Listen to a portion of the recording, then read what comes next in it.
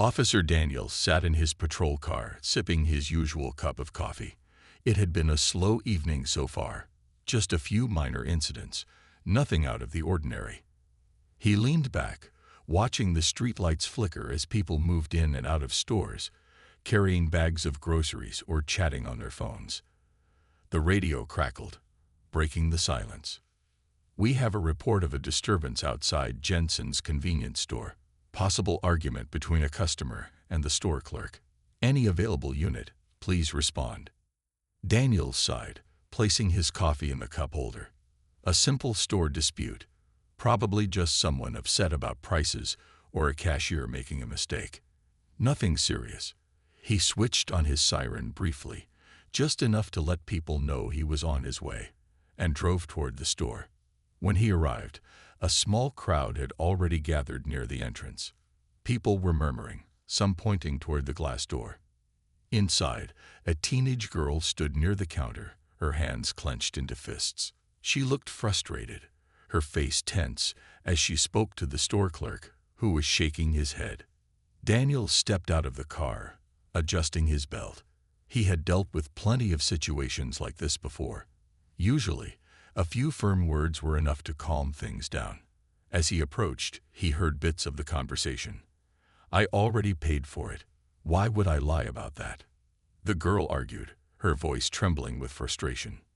"I didn't see you pay," the clerk replied, crossing his arms. "If you want it, you have to pay again."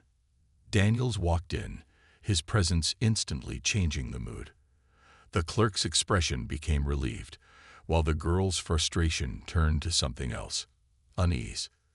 "What's going on here?" Daniels asked, keeping his voice steady. The store clerk quickly jumped in. "This girl took an item and said she paid, but I didn't see it happen." Daniels turned to the girl, who met his gaze without hesitation. "I did pay," she said firmly. "I tapped my card. The machine even beeped." Daniel studied her for a moment. She looked about 16 or 17, dressed in a casual hoodie and jeans. She didn't appear dangerous, but years of experience had taught him that trouble came in all forms. "All right," he said. "Do you have a receipt?" The girl's face darkened. "I didn't think I'd need to take one for a candy bar." Daniels exhaled slowly. "If you can't prove you paid, then you need to leave." Her jaw tightened. "That's not fair." His patience thinned. He had other things to do tonight. "Look, I'm not here to argue. Just step outside." The girl hesitated, gripping the counter. The crowd outside was watching closely. Tension filled the room. Daniel's hand moved toward his belt. If she resisted, he'd have to take action. He just didn't realize how much trouble that decision would bring. Daniel stood firm, waiting for the girl to leave, but she didn't move. The air inside the store felt heavier now. The small crowd outside had grown larger, their eyes fixed on the scene unfolding behind a glass door. Some held up their phones, recording everything. The girl, her breathing uneven, looked directly at him. "I didn't do anything wrong. I paid for my stuff," she said, her voice filled with frustration. Daniels had handled hundreds of cases before, some serious, some simple. This one, it should have been over by now, but something about the way she stood there, refusing to back down, made him uneasy. "I'm not asking again," he said, his voice firm. "Step outside now." Her hands clenched, but she didn't raise them. "I just want to prove I'm telling the truth," she said, her tone calmer now, but still full of frustration. Daniels sighed. His shift was long, and the last thing he needed was a drawn-out argument over a few dollars. "You can't prove it, so it's time to go." The girl hesitated, glancing at the crowd outside, as if trying to decide what to do next.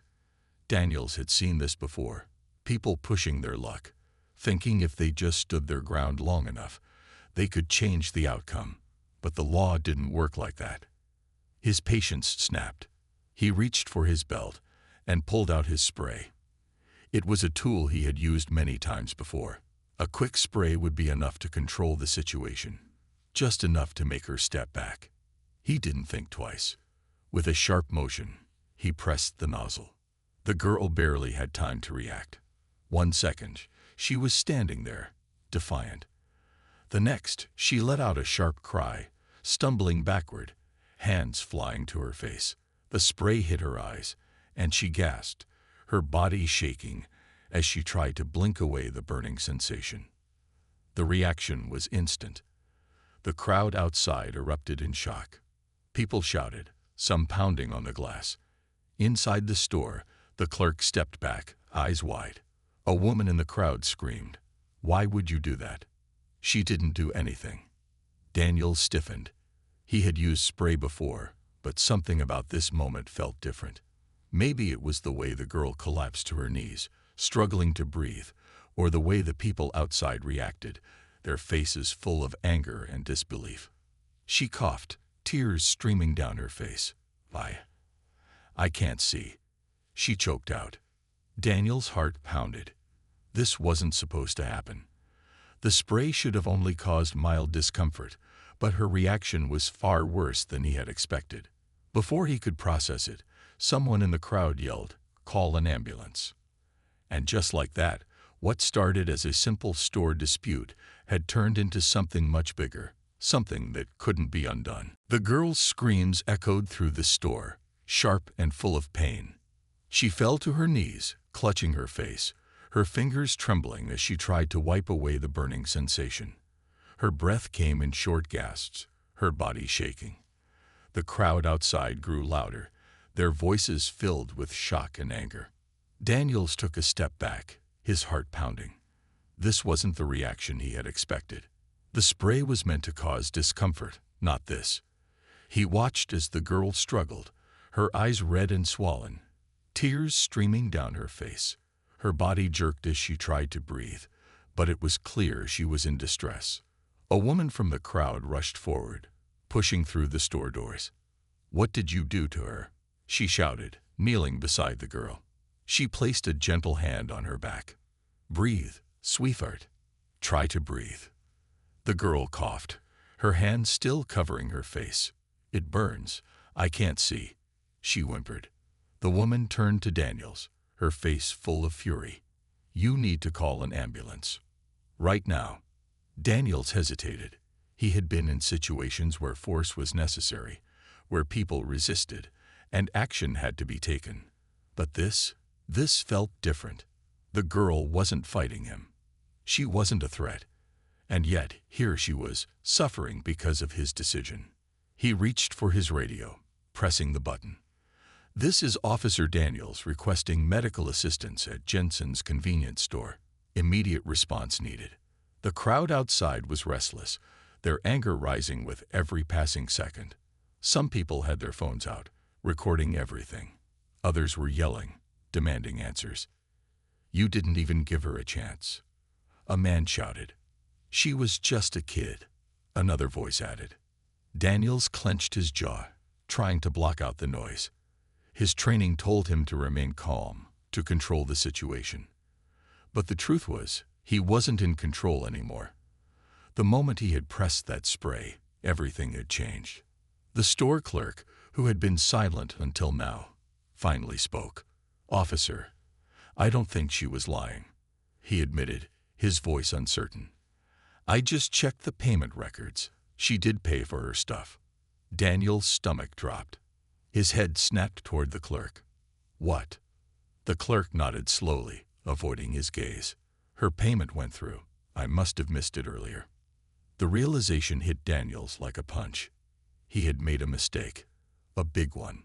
Before he could respond, sirens wailed in the distance. An ambulance pulled up outside the store, and 2 paramedics rushed in. They knelt beside the girl, checking her pulse, speaking to her in soothing voices. "She's having a strong reaction," one paramedic said. "We need to get her to the hospital now." As they lifted her onto a stretcher, the girl weakly whispered something. The paramedic bent closer to listen, then his eyes widened in shock. Daniels frowned. "What did she say?" The paramedic looked up, his face unreadable. "She said her father's name is Judge Franklin Carter." Daniels felt his blood run cold. Everything had just gone from bad to worse. Daniel stood frozen, his mind racing. Judge Franklin Carter. The name sent a chill down his spine. He had heard it before. Everyone in law enforcement had. Judge Carter was one of the most powerful and respected judges in the city. He was known for his strong stance on justice, especially when it came to cases of police misconduct. Daniel swallowed hard, his grip tightening on his belt. He looked at the girl, still lying on the stretcher, her breathing uneven, her swollen eyes barely able to open. The paramedics worked quickly, placing an oxygen mask over her face. The scene around him was chaotic, people shouting, phones still recording, and a growing sense of outrage filling the air. One of the paramedics turned to Daniels, his expression unreadable. "We're taking her to County General," he said. "She needs immediate treatment." Daniels gave a stiff nod, but he barely heard him. His thoughts were spinning too fast. How had this happened? How had things gone so wrong so quickly? The ambulance doors slammed shut, and within seconds, it sped off, sirens wailing into the night. Daniels took a deep breath, trying to regain control of the situation. But before he could think of his next move, his radio crackled. "Daniels, report back to the station. Now." It was the captain's voice, sharp, unforgiving. Daniel's stomach twisted. This wasn't good. Ignoring the angry stares from the crowd, he hurried back to his patrol car and drove straight to the station. His hands gripped the wheel tighter than usual. He had handled tough situations before, but this felt different. The moment he stepped inside the station, he knew he was in trouble. Officers were whispering, their eyes following him as he walked down the hall. Some shook their heads. Others avoided looking at him at all. The captain's office door was already open. Daniels walked in and stood at attention. The captain, a tall, serious man with gray at his temples, was pacing behind his desk. His face was tight with anger. "Do you have any idea what you've done?" he snapped. Daniels swallowed. "Sir, The captain slammed a newspaper onto the desk. Daniels glanced down and felt his stomach drop. The front page already had the story. "Officer uses excessive force on judge's daughter. Public outrage grows. They're calling for your badge," the captain continued. "The mayor just called me. The chief of police wants answers. And Judge Carter." He let out a humorless laugh. "He's coming straight for you. And trust me, Daniels, this man does not lose." Daniels felt the weight of those words settle on his shoulders. He had thought this was just another routine case, just another night on the job. He was wrong. And now his entire career, and his future, was hanging by a thread. Judge Franklin Carter walked through the hospital doors, his face unreadable, his steps steady and firm. The entire emergency room seemed to quiet down as he passed. Doctors and nurses stole quick glances at him, recognizing the man who had built a reputation for being one of the toughest and most respected judges in the city. But right now, he wasn't a judge. He was a father. He didn't stop at the front desk. He didn't need to. A doctor was already waiting for him. "Where is my daughter?" Carter's voice was calm, but there was an edge to it, one that warned the doctor to answer quickly. "This way, sir," the doctor said, leading him down the hall. "She's stable, but the chemical caused a severe reaction. We're flushing it from her system, but her vision is still blurry, and she's in a lot of pain." Carter clenched his jaw. Pain. His daughter was in pain because of a reckless officer. When he entered the hospital room, his heart ached at the sight. His daughter lay on the bed, her eyes red and swollen, her breathing slow. A nurse sat beside her, gently dabbing her face with a wet cloth. "Sweetheart," Carter said softly as he stepped closer. Maya turned her head slightly at the sound of his voice. "Dad," she whispered, her voice weak. He sat beside her, carefully taking her hand. "I'm here," he said. "I'm right here." Tears welled in Maya's eyes, but she blinked them away. "It hurts," she admitted, her fingers gripping his. "I couldn't even see what was happening. 1 second, I was just trying to explain. Then the spray, and everything went dark. Carter's jaw tightened, his grip on her hand firm but gentle. Who did this to you? Maya hesitated for a moment, then whispered, The officer, Daniels. Carter already knew the name. He had heard it before he even reached the hospital. He had spent years studying law, fighting for justice, and making sure officers who abused their power were held accountable. But this time, it was personal. A knock on the door made him turn. A hospital administrator stood there, looking nervous. Judge Carter, sir, the police chief is on his way to speak with you. Carter's eyes darkened. Good. Maya squeezed his hand weakly. Dad, will he get away with it? She asked, her voice barely above a whisper. Carter looked at his daughter, his expression full of quiet determination. No, he said firmly. Not this time. As he stood up, his mind was already working. He would not let this be another forgotten case. He would not let the officer walk away without consequences. Officer Daniels had made the worst mistake of his life. And now, Judge Franklin Carter was going to make sure justice was served. Officer Daniels sat in the interrogation room, his hands resting on the cold metal table.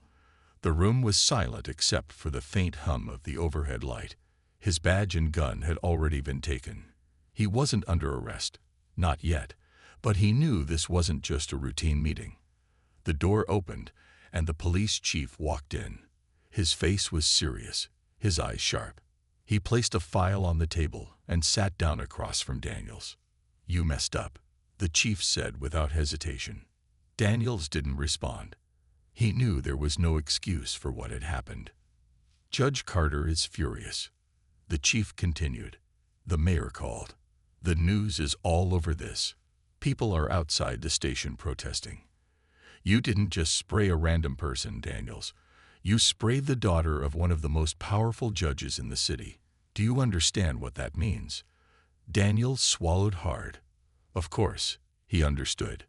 The chief leaned forward. Tell me exactly what happened. Daniels took a deep breath and explained everything.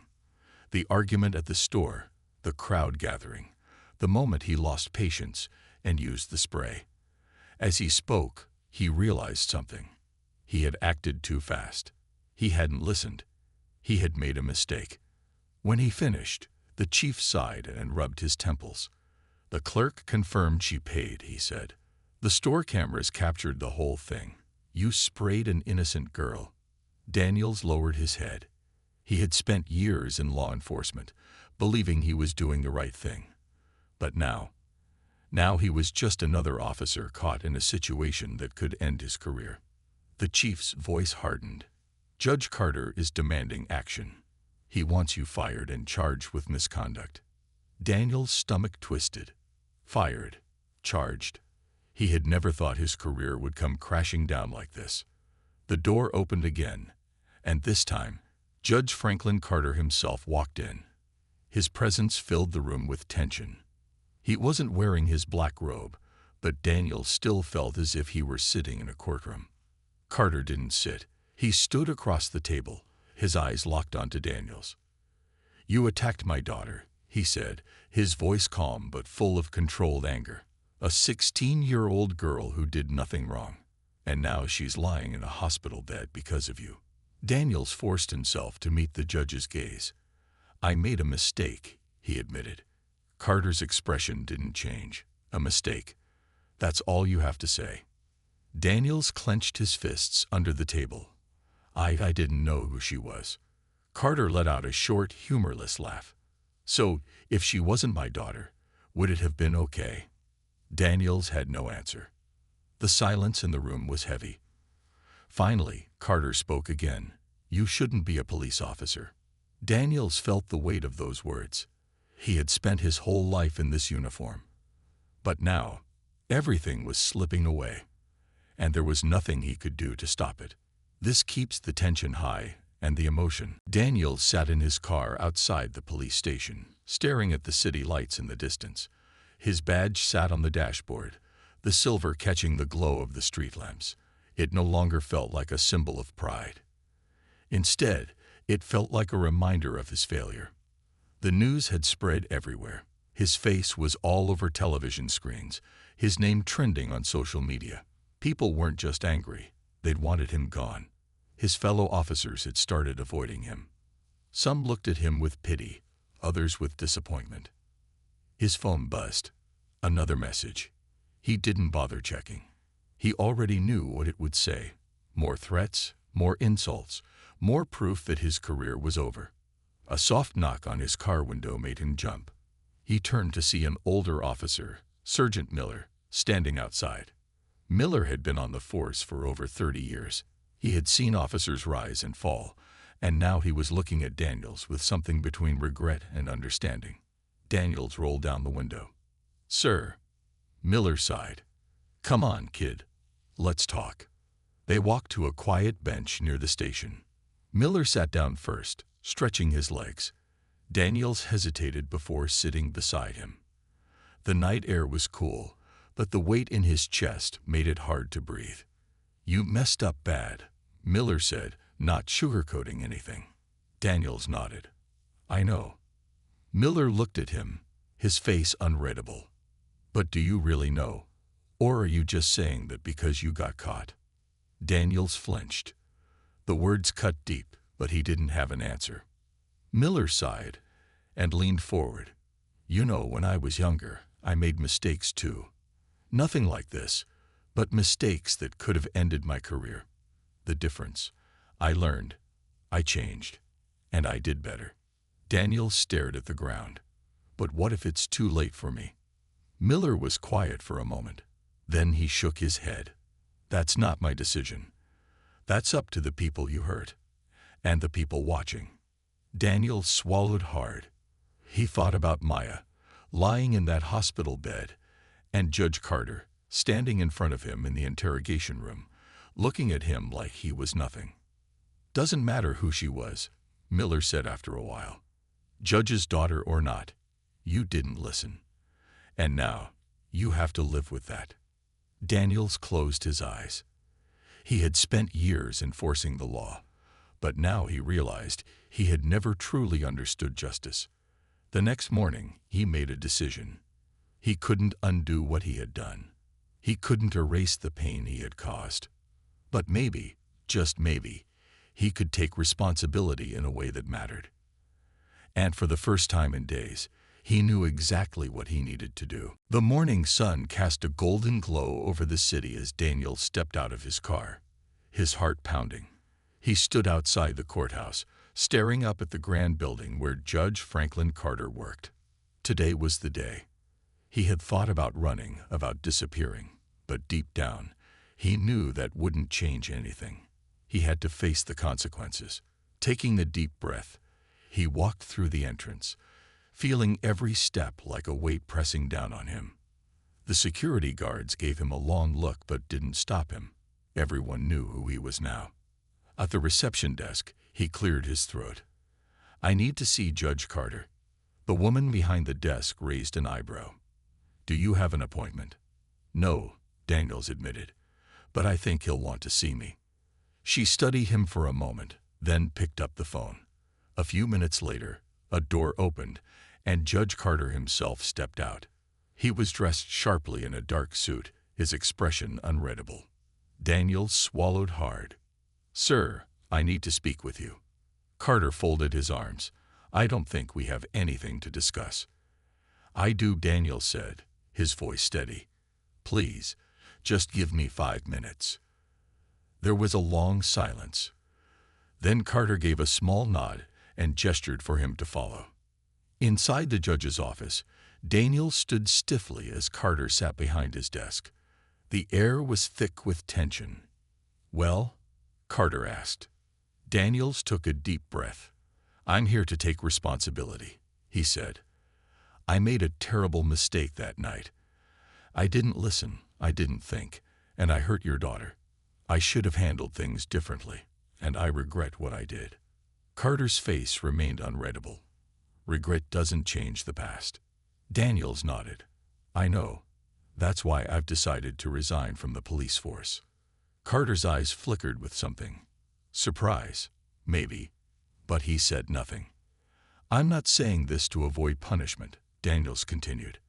"I know my actions have consequences. I can't wear this badge knowing what I did. I don't deserve it." For the first time, Carter leaned back in his chair, studying Daniels carefully. "What do you expect me to do with this information?" he finally asked. "Nothing," Daniels admitted. "I just wanted you to hear it from me. I don't want to fight this in court, and I don't want to make excuses. I just want to do what's right." A long silence stretched between them. Then Carter exhaled, his expression softening just a little. "My daughter is still recovering," he said. "She still wakes up in the middle of the night, scared, because she remembers what happened." Daniels lowered his head. "I'm sorry," he whispered. Carter watched him for a moment longer. Then, with a slow nod, he said, "I hope you mean that." And with that, the conversation ended, but the lesson would stay with Daniels forever.